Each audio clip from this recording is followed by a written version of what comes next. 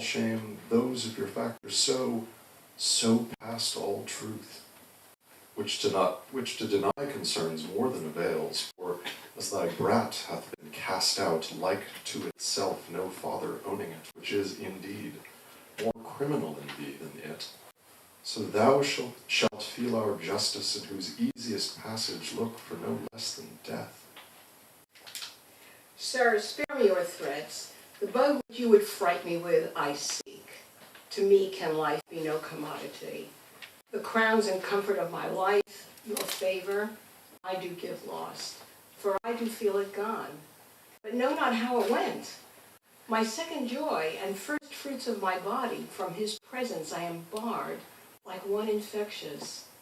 My third comfort, starred most unluckily, is from my breast, the innocent milk in its most innocent mouth, hailed out to murder, myself on every post proclaimed a strumpet, with immodest hatred the childbed privilege denied, which belongs to women of all fashion. Lastly, hurried here to this place, in the open air, before I have got strength of limit. Now, my liege, tell me what blessings I have here alive, that I should fear to die. Okay, just to alert you, that Wyatt is now time itself. Time itself.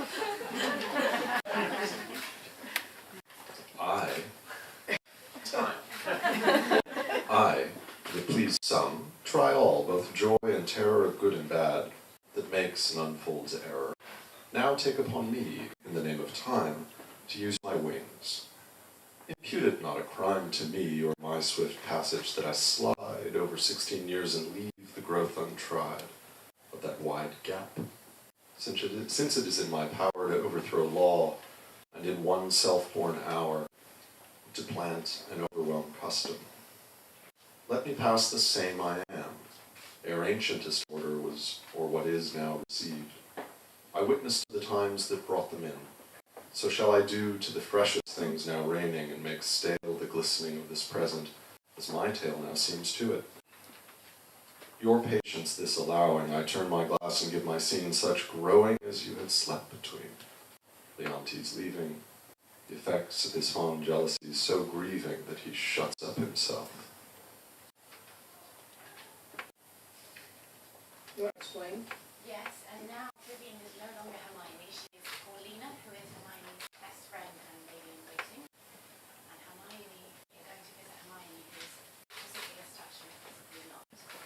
I will be the Right, many years have passed, 16 years have passed, you won't remember that. 16 years have passed from the first excerpt, and now he's really sorry. Feel terrible. And he did to her. I'm no longer time, my Leontes, and you are a statue. Thank you. We honor you with trouble, but we came to see the statue of our queen. Your gallery have we passed through, not without much content, in many singularities, but we saw not that which my daughter came to look upon, the statue of her mother. As she lived peerless, so her dead likeness, I do well believe, excels whatever you looked upon, or hand of man hath done. Therefore I keep it, lonely, apart, the statue. But here it is, prepared to see the life as lively mocked as ever, still sleep mock death. Behold, and say 'tis well. Paulina draws a curtain and discovers Hermione standing as a statue. And he's silent, and I like your silence. It the more shows off your wonder. But yet speak. First you, my liege. Comes it not something near? As now she might have done, so much to my good comfort, as it is now piercing to my soul. Oh, thus she stood, even with such life of majesty, warm life, as now it coldly stands, when first I wooed her. I am ashamed. Does not the stone rebuke me for being more stone than it? I'll draw the curtain. My lord's almost so far transported that he'll think anon it lives. Oh, sweet Paulina, make me to think so 20 years together. No settled senses of the world can match the pleasure of that madness. Let it alone. I am sorry, sir, I have thus far stirred you, but I could afflict you farther. Do, Paulina. For this affliction has a taste as sweet as any cordial comfort. Still, methinks there is an air comes from her. What fine chisel could ever yet cut breath? Let no man mock me, for I will kiss her. Good my lord, forbear. The ruddiness upon her lip is wet. You'll mar it if you kiss it. Stain your own with oily painting. Shall I draw the curtain? No, not these 20 years. Either forbear, quit presently the chapel, or resolve you for more amazement. If you can behold it, I'll make the statue move, indeed, descend, and take you by the hand. But then you'll think, which I protest against, I am assisted by wicked powers. What you can do, make her do. I am content to look on. What to speak, I am content to hear. For 'tis as easy to make her speak as move. It is required you do awake your faith, then all stand still. On those that think it is unlawful business, I am about, let them depart. Thank you.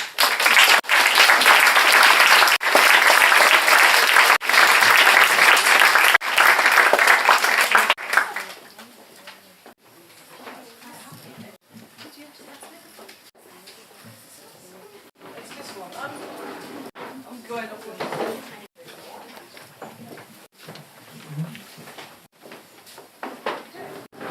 this is so that you can see me. Thank you. You might wonder why we're all doing this Shakespeare business. And the reason is that next year, 2016, is the 400th anniversary of Shakespeare's death. So in England, it's going to be Bardomania. There's going to be Shakespeare tea towels, t-shirts, toothpaste, croissants, everything that can possibly have Shakespeare stamped on it will. Anyway, the publishers, Random House, decided that they would ask writers from around the world to choose a Shakespeare play that meant something to them, some personal connection, and rewrite that play in a novel form, anything that you wanted, change it as you wished, and that's what's happening. And I'm kicking off with The Winter's Tale. Next year, Howard Jacobson will be doing Merchant of Venice, Margaret Atwood's doing The Tempest, Anne Tyler, Taming of the Shrew, Edward St. Auburn, King Lear. So it's a global and a multi-purpose extravaganza for the bard. And you've heard something of The Winter's Tale now, and this is a late play. It's always when scholars think of it as a late play. It happened towards the end of Shakespeare's life. He was dead by the time he was 53. Life expectancy at the time was around 45. If you managed into your 50s, that was fine. And that gave life a very different feel, a different edge. I mean, imagine it. If nobody was worried about dying in their 50s because it was normal. But imagine what that would be like and how it would affect you and what you'd want to get into life in that short span. You know, the other thing you need to know is that London at that time, in the 1600s, half the population was under 20. You know, so this is a society which, it's rude, it's reckless, it's fuck you, it's in your face, it's energy, it's bring it on. You know, it's got all that speed around it. Also in a small city, a walled city, and that's where Shakespeare's writing. The Globe, where The Winter's Tale was first performed in 1611, seated 3,300 people. Think about the size of that. And that's just one theatre in London at the time. It was a theatre without a roof, and it had this gigantic mosh pit at the front, where everybody just piled in to see the shows. And they came every day, and they expected to see different plays every day. And a typical day in an acting company would be, you rehearse in the morning, you put the show on in the afternoon, and then the dramatist goes home and makes the changes in the evening. Shakespeare would have wandered back to his lodgings on Silver Street, outside of the city walls, to make the changes necessary, because of course actors made things up, or they decided they could do the lines better. They didn't have a relationship to fixed text in the way that we do now. This was collaborative, it was performance, it was drama. You know, it had to happen and it had to work for those audiences. If we'd been at the Globe and it was winter time, the performance would have started at 2 o'clock. If it had been in the summer, the performance would start at 3 o'clock. Why? Because there's no lighting. You know, just think about what life was like then. You've got to get home, you know, and it's dark. Now, when theatres did not have roofs, you didn't have intervals because people needed to get through. All Shakespeare's plays between 2,500, 2,700 lines. They're designed to run like a rocket in about 2 hours so that people can get out and get home. When they first started, they thought, hey, we can put a roof on the theatre. The reason they didn't was because actually everybody stank so much that they thought the whole place would pass out. You've got 3,300 people smelling. You know, imagine what it's like. In fact, you know, the polite version for all those people in the mosh pit is the groundlings. But in Shakespeare's day, they were called the stinklings. Like some crazy indie boy band. But that is why theatres didn't have roofs. But then they thought, okay, let's do it. We can bring in a bit of ventilation. The moment they put a roof on a theatre, the first one was Blackfriars. Shakespeare had a share in that theatre. They realised you could have an interval. Shakespeare went back to his early work and put in intervals. These are the world's first advertising breaks. Because remember, Shakespeare wasn't just a dramatist. He was also an actor, and he also he had shares in the theatres and the companies. And he was interested in making money. So intervals were great because you can sell stuff. Now, The Winter's Tale was actually performed at the Globe, but he wrote it with an interval.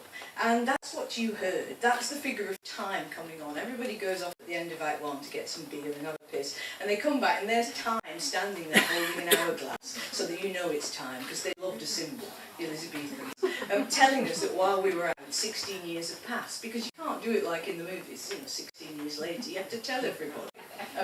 And that's the point where we discover that the awful crimes and calamities of the first act have passed forward and things are relatively stable, because what you heard is the case. You've got Leontes, king of Sicily, his best friend Polixenes, king of Bohemia, boyhood friend. He's been staying for 9 months, he wants to go home. Leontes says rather half-heartedly, why don't we stay a little bit longer?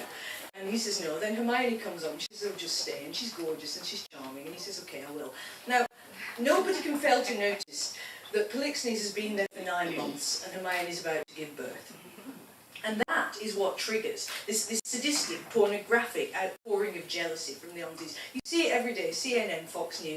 The guy's convinced that his best friend is sleeping with his woman, so the woman ends up strapped up in the trunk, gets chucked over a cliff, the best friend gets killed. And this is everything that Leontes wants to do. He tries to poison Polixenes, and then he drags Hermione to that kangaroo court, humiliates her in front of everybody. He drags her from her childbed, he picks up the baby and says, you know, let's dash its brains on the floor, I won't raise another man's bastard.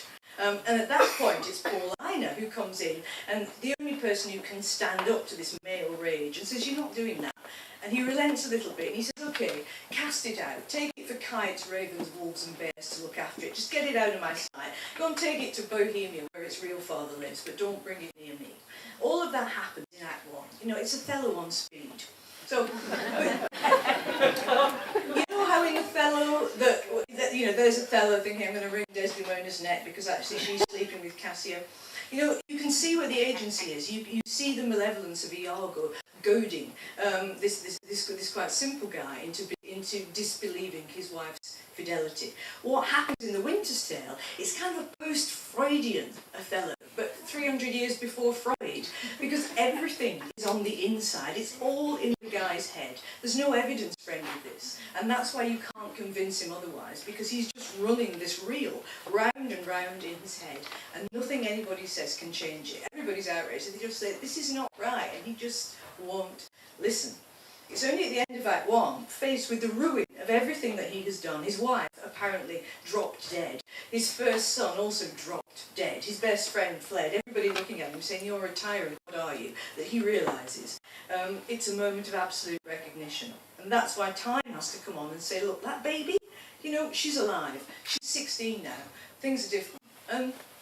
It's got Shakespeare's most famous stage direction in it, Exit pursued by a bear. Now, there was no bear, but Shakespeare was an opportunist, and he thought people would come along and see this play at the Globe if they thought they were going to get a bear as well. And that's why it's in there. So, at the end of that dramatic first act, everybody's either dead or in pieces. This poor old Paulina's husband's had to take the little baby to Bohemia. There's a great storm blows up, the ship gets wrecked, there's the baby left, and then this bear comes and eats the poor guy. So, you know, it's really full on, and it goes like a rocket. So, what I wanted to do when I was thinking about it, I thought, what can I do? I thought, I can't have a couple of kings. What shall I do? But I thought, what's a king? A king is an alpha male. I wanted to set it in the present. But I can't have a guy called Leontes, who's king of Sicilia. But I can have a guy called Leo. And I thought, I need an alpha male. What kind of person is an alpha male? Thinks he's a Time Lord of the universe, can buy everybody off, can do what he likes. You know, everybody is subject to his will. Who is that? And I thought, I'll make him a banker. So I set it just post the 2008 crash. Leo runs a hedge fund called Sicilia. His best friend, Polixenes, becomes Zeno. He designs video games. And he can't live in Bohemia. Instead, he lives in a place called New Bohemia, which is actually pretty much like New Orleans. Okay, so I thought that would work. Bohemia, as you know, is now part of the Czech Republic, and it has never had a sea coast. But this didn't worry Shakespeare, because he didn't do geography. So, in our Winter's Bohemia does indeed have a sea coast, so that the baby can get there and be left. So there's the baby. I was drawn to this play when I was 16 because at the heart of it is an abandoned child. That is the shining centre of the story. And I am one. You know, the texts that mean the most to us become talismanic, the kind of DNA deep, are things which have some personal resonance. And when I was 16 and trying to read my way through literature, I was also looking for clues about who I might be. And to find a story with an abandoned baby as the shining centre, and a baby who is central to the changes that must happen there, was very seductive to me. And I went on working with this for the next 40 years. You know, towards the end of his life, Shakespeare got tired of seeing the women die in the fallout of the hero's soul. And he wanted to change that. In 1606, he'd just written King Lear. And you'll remember at the end of King Lear, you know, we've had those two hyenas in lipstick, Goneril and Regan, who have just deceived and fucked over their father. And the only person he really loves in Cordelia has been utterly mistreated. And she's dead. And Lear has also had a moment of recognition. And he comes on stage carrying Cordelia in his arms, doesn't he? And he says, why should a dog, a rat, have life? And thou, no life at all. And it's as though Shakespeare was asking himself that question about yet another dead woman. And in the next play, The Winter's Tale, at the end, in the final act, there are three women, three different generations of women, alive, on stage, having prevented the usual tragedy and fallout of the hero's rage. And that is an extraordinary ending to a Shakespeare play. It's a play about trusting women, believing them, trusting them to get it right, trusting them to carry the future, about women's capacity for patience and for redemption.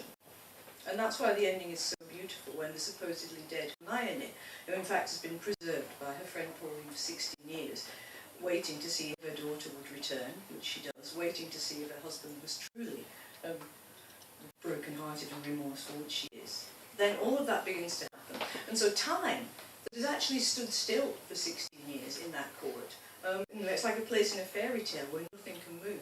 The moment Hermione steps down from her pedestal, and Leontes says, she's warned, time begins to move again. Because in this play, time doesn't work like an arrow. Time is actually reversible. We usually imagine that the future is dependent on the past, that it comes out of the past. But in this play, it's quite the other way around. And the past is dependent on the future. That's why it's such a Freudian play. You have to go back in to that time that was broken and destroyed and maligned by jealousy and lies and redeem it.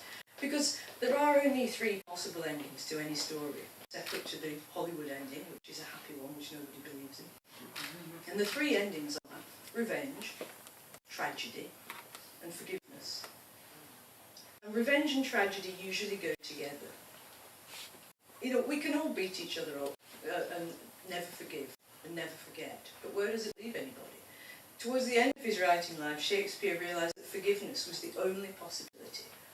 But forgiveness isn't passive and it's not wishy-washy. You know, it was Nelson Mandela who said you can forgive or you can forget, but you can't do both.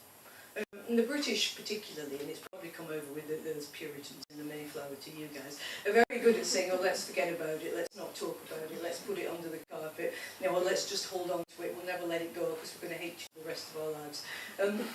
But forgiveness means recognising what's been done to you or what you have done to somebody else, and allowing that recognition, that understanding, to let the healing happen. So it's a very powerful message that's there in The Winter's Tale. And I don't know about you, but as I get older, both forgiveness and second chances become much more important. Probably because as you get older you realise you need both. And how much you also depend on the generosity and big-heartedness of others. So this was a play I wanted to work with. But I didn't want to start with Leo's jealous rage. I wanted to start with a dramatic opening, with a storm, with a baby, but with a discovery. Because when the baby Perdita, for it is she, is left on the shores of Bohemia, she's found by a shepherd and his son the clown. And they don't worry about whose child this is. This is set up as just do the right thing, guys, against the kind of metropolitan sophistries of the people in court who want to see your paperwork and won't touch you unless you've got the right accent, the right money and the right parents. They just say, here's a kid who needs help. Let's take her in and look after her. And I thought, who can they be, this shepherd and this clown? And I thought, okay, I'll make them into a couple of black guys down in New Bohemia, and they can be called Shep and Chloe.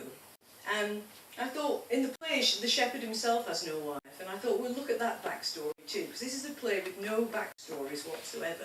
So if you're a writer, you want to know those backstories. So that's where we're going to start, in New Bohemia, with Shep. I saw the strangest sight tonight. I was on my way home, the night, hot and heavy, the way it gets here, this time of year, so that your skin is shiny and your shirt is never dry. I'd been playing piano in the bar I play in, and nobody wanted to leave, so I was later than I liked to be. My son said he'd come by in the car, but he never came. I was on my way home. Maybe 2 in the morning, a cold bottle of beer heating up in my hand. Not supposed to drink on the streets, I know, but what the hell? After a man's been working 9 hours straight, serving shots when the bar's quiet, playing piano when he gets busy, he needs a drink. And folks drink more when there's live music. And that's a fact. I was on my way home when the weather broke in two and the rain came down like ice. It was ice. Hailstones the size of golf balls and hard as a ball of elastic. The street had all the heat of the day, of the week, of the month, of the season, and when the hail hit the ground, it was like throwing ice cubes into a fat fryer. It was like the weather was coming up from the street instead of down from the sky. I was running through a riddle of low-fire shrapnel, dodging doorway to doorway, couldn't see my feet through the hiss and the steam. On the steps of the church, I got a bowl of bubbling froth for a minute. I was soaked. The money in my pocket was stuck together and my hair was stuck to my head. I wiped the rain out of my eyes. Tears of rain. My wife's been dead a year now. No use in sheltering. Might as well get home. So I took the shortcut. I don't like to take the shortcut because of the baby hatch. The hospital installed it a year ago. I watched the builders day by day while I was visiting my wife. I saw how they poured the concrete shell, fixed the steel box inside the shell, fitted the sealed shut window, wired the heat and the light and the alarm. One of the builders didn't want to do it, thought it was wrong. Immoral, I guess. A sign of the times. But the Times has so many signs that if we read them all, we'd die of heartbreak. The hatch is safe and warm. Once the baby is inside and the hatch is closed, a bell rings in the hospital, and it doesn't take long for a nurse to come down, just long enough for the mother to walk away. There's a street corner right there. I saw it happen once. I ran after her. I called out, "Lady!" She turned. She looked at me. And there was a second. The kind of second that holds a whole world. And then the second hand moved on. And she was gone. I went back. The hatch was empty. And a few days later, my wife died. So I don't walk home that way anymore. There's a history to the baby hatches. Isn't there always a history to the story? You think you're living in the present, but the past is right behind you, like a shadow. I did some research. In Europe, in the Middle Ages, whenever that was, they had baby hatches back then. They called them fandling wheels. a round window in a convent or a monastery, and you could pass a baby inside and hope that God would take care of it. Or you could leave it wrapped up in the woods for the dogs and the wolves to raise. Leave it without a name, but with something to begin the story. A car skids past me too fast. The water from the gutter douses me like I'm not wet enough already. Asshole! The car pulls up. It's my son, Chloe. He passes me a towel and I wipe my face, grateful and suddenly tired out. We drive a few blocks with the radio on. The freak weather report, a supermoon, giant waves at sea, the river over its banks, don't travel, stay indoors. It's not Hurricane Katrina, but it's not a night out either. The cars parked on either side of the road are halfway up their wheels in water. And then we see it. Up ahead, there's a black BMW 6 Series smashed full frontal into the wall. The doors are open both sides. Some small junkie car is rammed into the back. Two hoods are beating a guy into the ground. My son leans on the horn and drives straight at them, window down, shouting, "What the fuck? What the fuck?" His car slews as one of the men fires a shot at us to take out the front tyre. My son spins the wheel, thuds the car into the curb. The hoods jump in the BMW, scraping it the length of the wall and shunting the junkie car across the street. The big nut guy, he's on the ground. He's wearing a good suit. He's maybe 60. He's bleeding. The blood is washing down his face under the rain. He says something. I kneel next to him. His eyes are open. He's dead. My son looks at me. I'm his father. What do we do? And then we hear the sirens start up from somewhere far off, like another planet. Don't touch him, I say to my son. Reverse the car. We should wait for the cops. I shake my head. And we bounce the busted tyre back round the corner and drive slowly down the road that passes by the hospital. An ambulance is leaving the emergency garage. My son says, "I need to change the wheel." Pull him to the hospital lot. We should tell the cops what we saw. He's dead. My son stops the car, goes to get the gear to change the wheel. For a moment I sit sodden and still on the soaked car seat. The lights of the hospital slice through the windows. I hate this hospital. I sat in the car like this after my wife died, staring out of the windscreen like this, seeing nothing. And the whole day passed and then it was night and nothing had changed. Because everything had changed. I get out of the car. My son jacks the back, and together we lift off the wheel. He's already rolled the spare from the trunk. I put my fingers into the ripped rubber of the dead tyre and pull out the bullet. Whatever we need, we don't need this. I take it to drop it down a deep drain at the edge of the curb. And that's when I see it. The light. The baby hatch. It's lit up. Somehow, I get a sense that this is all connected. The BMW, the junkie car, the dead man, the baby. Because there is a baby. I walk towards the hatch, and my body's in slow motion. The child's asleep, sucking its thumb. No one has come yet. Why? There's no one come yet. I realise without realising that I've got the tyre lever in my hand. And I move without moving to prise open the hatch. It's easy. I lift out the baby, and she's light as a star.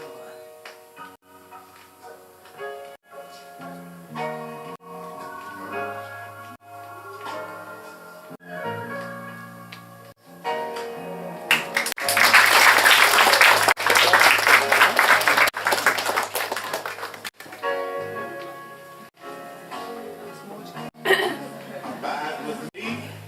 You can join in if you want.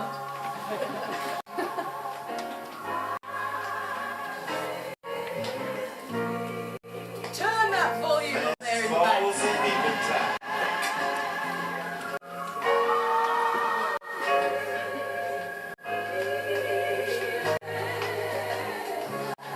Let's have that gospel.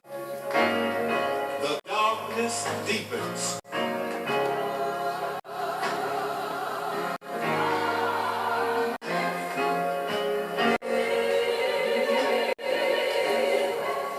Lord, with me abide.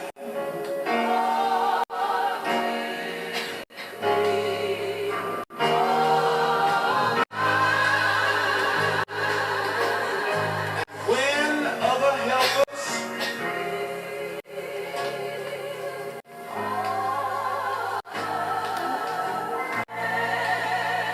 when they fail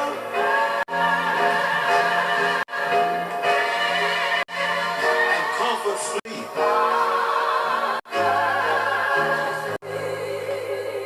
In other words, when it seems just like I don't have even hope, I say, help. Of all the helpless,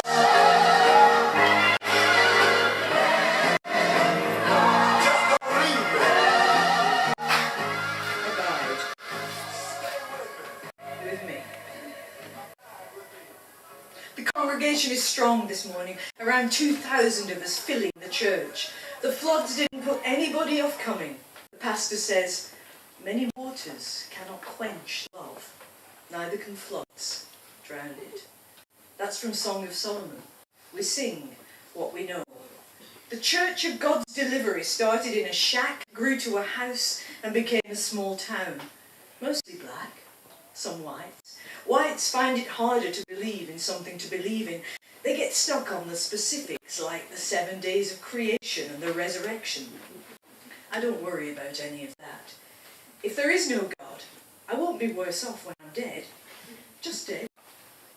If there is a God, well, okay, I get what you're saying. Where is this God?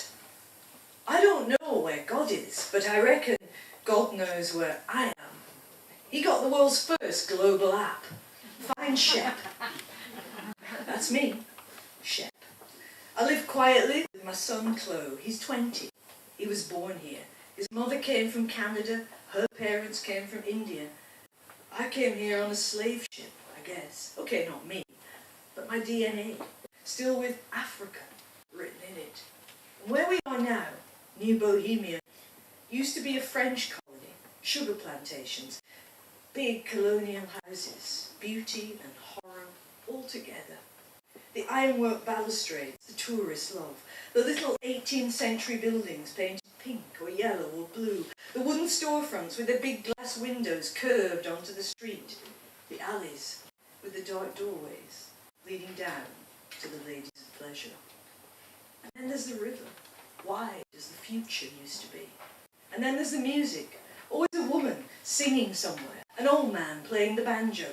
Maybe just a pair of maracas the girl shakes by the cash register. Maybe a violin that reminds you of your mother. Maybe a tune that makes you want to forget. What is memory, anyway, but a painful dispute with the past?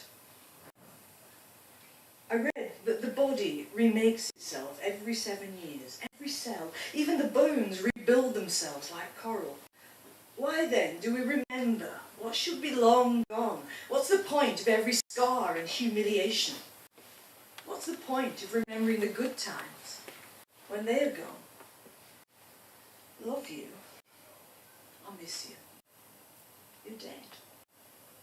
Shep? Shep? It's the pastor. Yes, thank you, Pastor. I am all right. Yes, what a night it was. God's judgment on the million crimes of mankind. Does the pastor believe that? No, he doesn't. He believes in global warming. God doesn't need to punish us. We can do that for ourselves. That's why we need forgiveness. Human beings don't know about forgiveness. Forgiveness is a word like tiger. There's footage of it, and verifiably it exists. But few of us have seen it close and wild, or known it for what it is. I can't forgive myself for what I did. One night, late, deep night, the dead of night, and they call for a reason. I smothered my wife in her hospital bed. She was frail. I'm strong. She was on oxygen. I lifted the face cone and put my hands over her mouth and nose, and I asked Jesus to come and take her. And he did. The monitor started beeping, and I knew they'd be in the room soon. I didn't care what happened to me, but no one came. I had to go and fetch somebody. The place had too few nurses, too many patients. They couldn't be sure who to blame, though I'm pretty certain they thought it was me. And we covered my wife with a sheet, and when eventually the doctor showed up, he wrote, "Respiratory failure." I don't regret it, but I can't forgive it. I did the right thing, but it was wrong. After church, I went home. My son was watching TV. The baby was awake, very quiet, wide eyes on the ceiling where the light made shadow bars through the slatted blinds. I picked her up and I let myself out again and headed back to the hospital. The baby was warm, easy to carry, lighter than my son had been when he was born. My wife and I had just moved to New Bohemia. We believed in everything: the world, the future, God, peace and love, and most of all, each other. As I walked down the street carrying the baby, I fell into a gap of time where one time and another time become the same time. My body straightened, my step lengthened. I was a young man, married to a beautiful girl, and suddenly we were parents. "Hold the baby's head," she said as I carried him, my hand enfolding his life. That week, after he was born, we couldn't get out of bed. We slept and ate with our baby lying between us on his back. We spent the whole week just staring at him. We had made him with no skills and no training, no college diploma and no science dollars. We had made a human being. What is this crazy, reckless world where we can make human beings? Don't go. "What's that you say, mister?" "Oh, I'm sorry. I was talking to myself." "Fine looking baby." "Yeah, thank you." The woman walks on. I find I'm standing in the middle of the busy street holding a sleeping baby and talking to myself. But I'm not talking to myself, I'm talking to you. Still. Always. Don't go. See what I mean about memory? My wife no longer exists. There is no such person. Her passport has been cancelled. Her bank account is closed. Someone else is wearing her clothes. But my mind is full of her. If she had never lived, and my mind was full of her, they'd lock me up for being delusional. As it is, I'm grieving. And I discover that grief means living with somebody who is no longer there. Where are you? Engine roar of a motorcycle, cars with the windows down and the radio on, kids on skateboards, a dog barking, the delivery truck unloading, two women arguing on the sidewalk, everybody on their cell phone, a guy on a box shouting, "Everything must go!" That's fine by me. Take it all away. The cars, the people, the goods for sale. Strip it back to the dirt under my feet and the sky over my head. Turn off the sound. Blank the picture. Nothing in between us now. Will I see you walking towards me at the end of the day, the way you did, the way we both did, dead tired coming home from work? Look up and we see each other. First far away and then near. The energy of you in human form again. The atomic shape of your love. "It's nothing," she said when she knew she was dying. Nothing. Then the sky is nothing, and the earth is nothing, and your body is nothing, and our lovemaking is nothing. She shook her head. Death is the least important thing in my life. What difference will it make? I won't be here. I will be here. She said, "If I could live my death for you, I would." Closing down sale. Everything must go. It's gone already. I reach the street where the hospital stands. There's the baby hatch. Just then, the baby I'm carrying wakes up and I feel her move. We look at each other, her unsteady blue eyes finding my dark gaze. She lifts up one tiny hand, small as a flower, and touches the rough stubble of my face. The cars come and the cars go between me and my crossing the street, the anonymous, always in motion world. The baby and I stand still, and it's as if she knows that a choice has to be made. Does it? The important things happen by chance. Only the rest gets planned. I walked round the block thinking I'd think about it, but my legs were heading home. And sometimes you have to accept that your heart knows what to do. Democracy Now!, democracynow.org, the War and Peace Report. I'm Amy Goodman with Aaron Matt. Well, a new analysis of corporate TV news has found there was almost no debate. When I got back, my son was watching the TV news. Last night's storm update and personal stories. The usual government officials saying the usual things. And then there was another call for witnesses to come forward. The dead man. The man was Anthony Gonzalez, Mexican. Passport found on the body. Robbery, homicide. Nothing unusual about that in this city, except for the weather. But there was something unusual. He left the baby. You don't know that, Dad. I know what I know. We should tell the cops. How did I raise a son who trusts the cops? My son trusts everybody. I worry about him. I shake my head and he points at the baby. If you're not calling the cops, what are you going to do with her? Keep her. My son looks at me in disbelief and dismay. I can't keep a newborn child. It's illegal. But I don't care about that. Help of the helpless. Can't I be that person? I fed her and changed her. I bought what I needed from the store on the way home. If my wife were alive, she'd be doing what I'm doing. We'd do this together. It's as though I'd been given a life for the one I took. That feels like forgiveness to me. There was an attaché case with the child, like preparing her for a career in business. The case is locked. I tell my son that if we can locate her parents, we'll do that. So we open the case. Chloe's face looks like a bad actor's in a budget sitcom. His eyes bulge, his jaw drops. 7 days of creation, says Chloe. Is that stuff real? Crisp, packed, stacked notes like a prop from a gangster movie. 50 bundles, $10,000 in every bundle. Underneath the notes there's a soft velvet bag, diamonds, a necklace. Not little snips of diamonds, big cut and generous, like the heart of a woman. Time so deep and clear in the facets, it's like looking into a crystal ball. And underneath the diamonds there's a piece of sheet music, handwritten, and the song says, Perdita. So that's her name, Perdita, the little lost one. You're made for life, says Chloe, if you don't go to jail. She's ours, Chloe. She's your sister now, and I'm her father now. What are you going to do with the money? We moved to a new neighbourhood where we weren't known. I sold my apartment, and I used that money and the cash in the case to buy a piano bar called The Fleece. It was a mafia place, and they needed to get out, so they were fine about the cash. I put the diamonds in a bank box in her name until she turns 18. And I played the song and I talked it to her. She was singing before she could talk. I'm learning to be a father and a mother to her.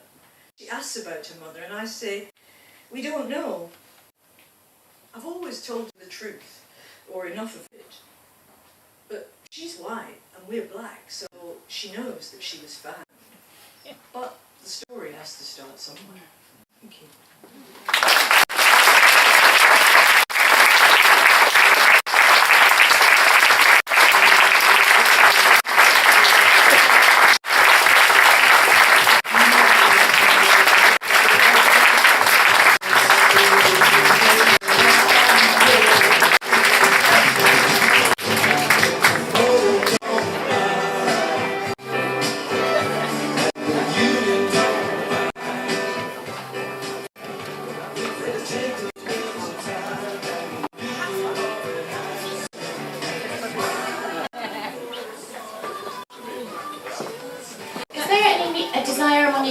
questions of any of our speakers this evening? Or you can just go and get a drink. Or you can go and get a drink. Any preference either way? Any questions from anyone? No? Okay, Wyatt's going. I have to stand up because he's so tall and I'm so not. Is it on now? Okay. Yeah, it's still on. You know I used to be time, right? Oh, yeah. I regret relinquishing my powers so that I couldn't just coerce you into reading the rest of it. I'm sure I'm not alone in that. Yeah. But look, it does go off like a rocket, so, and it's very good value. So, you can buy the book and read it to each other. I have a lot of questions, but I'm just going to try to not ask many and just ask you. You said when you started that there are no backstories in Shakespeare. And actually he Well, in this play. deleted them when he would import a story from another source, Italian folktales for Othello. He deleted Othello's motivation actually Iago's motivation for hating Othello. It was very clear in the source and then it goes away. But you say novelists love backstories. So could you talk about the tension between drama, tragic form, and novel form, and what potential opportunities and difficulties you encountered in attempting to write a novel, which is very not a play, and certainly very not a Shakespeare play by virtue of it having so little about the past? Well, the thing about a play is that everything has to happen in dialogue because there's nothing else that can happen. So it's a conversation between the characters on stage. I mean, there used to be a fashion where people would come and address the audience directly in a kind of pantomime subtype with loud whispered aside, but everybody soon realised that was ridiculous. So all you've got is the dialogue. Everything else is stripped away, which is great, because why you can do a play with nothing, no scenery, no props, no nothing, and why we can always change how the thing looks like. But, you know, the great invention, the novel's really a 19th century invention. It doesn't, you got Tristram Shandy, the whole thing kicks off, as you know, with the great Victorian novels and the great American novels. And what it allows is interiority, so that you can see inside somebody's head. So it's not simply the dialogue, it's not the conversations that are had, it's the way we live, it's the conversations that we're not having, and it's what we're thinking while we're having those conversations. You know, Woody Allen's played with this obviously, but there's great movies like Annie Hall where people are saying one thing and actually the subtext in their head is completely another. And that's how it is for all of us, even when we're not being hypocritical. We're usually saying what we think we need to say, but there's always that other thing going on at the same time. And I love being able to play with that in fiction, so that you've got these many layers happening, and you can pull back from the drama into periods of quiet interiority. I mean, I love what we do there. You've got that very powerful front story, which would work well, whether it's a movie or on stage, but then you've got everything that Shep is also thinking about with the past. And to me, that's just a fabulous way of being able to create a story and to use language. I mean, the novel form is a beautiful thing, even though it's still always changing as it must change. But working with that rather than working with straight drama, for me anyway, has more possibility. Was there anything that you felt that you had to relinquish from the play that you were loath to let go of, that simply wouldn't work as a novel? Well, yeah, somewhere in this play, because it's not only not bothering about geography, Shakespeare isn't really bothered about the time when anything is actually meant to be set. So at one point in this, the Delphic Oracle appears. I mean, what is she doing there? She's Greek. And decides that Leontes is a tyrant. But again, you just have that. Let's have the Delphic Oracle. They probably had a prop that said, Oracle or Delphi or something, so they didn't wheel that on. And I thought, well, I really cannot have the Delphic Oracle. But then it was okay, because I could have a DNA test instead. So you got the Delphic Oracle, because she says, the Delphic Oracle says, A, you're a tyrant, and B, the babe's truly born. She's absolutely yours. So in my version, Paulina, who I've turned into a kind of Hutzpah Jew, because I'm married to one. And she's the only person who's able to stand up to Leo. So she just says to him, stop being a schmendrick and go and have a DNA test, which she doesn't want to do. So I was able to, play with those things. There's a clown in the original. Shakespeare wrote for clowns deliberately quite a lot, again for the Stinklings in the mosh pit, because they needed clownishness going on. the play moves from high to low very easily. So there's a clown called Autolycus who sells dodgy goods, and I thought I can't have that. So I thought I'll have a second-hand car dealer, and I'll call it Autos Like Us. And that gave me a lot of fun. So if you had one more chance to adapt or do a cover of a Shakespeare play, you've made very clear your lifelong interest in and love of The Winter's Tale. And you've written about it before in your essays. Is there another play that is very close to you that you felt, or was there ever any trepidation that you didn't want to go to this play since it means so much to you and thought perhaps there was another one that might be safer, or either way? No, I don't do safe, and I think you've got to go with the mojo. It's one of the worst things to do as a writer is to pull back from something which is compelling you, either from, because there's never things that you shouldn't say or can't say or couldn't say, and if there are, that's where you go, because that's where the explosions lie. So it had to be this one. Otherwise it would have been an act of cowardice. Instead it was an act of joy. So one and done. One and done. That's it. No more Shakespeare. Look, life's short. I've probably only got another 30 years to live, and I'll maybe only write for another 20 of them. How much can I fit in? No more Shakespeare. Well, you're off to a great start. I think we'd all agree. So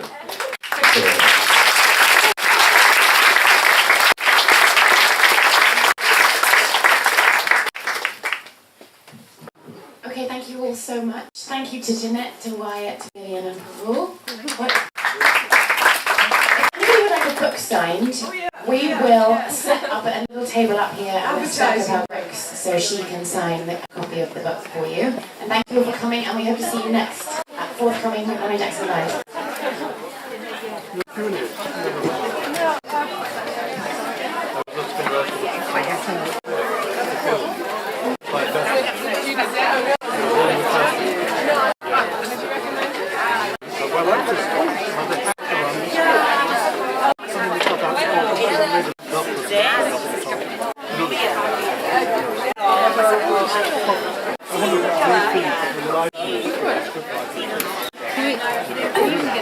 I imagine if you were to ask her that now, sort of after the introduction, she would be more than happy to We'll see.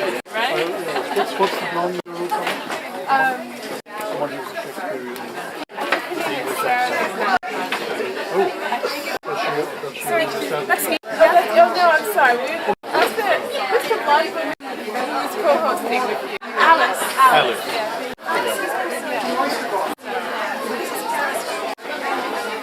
Sarah McNally is the proprietor. Yes. Okay, good to meet you. Yes, enjoy your evening.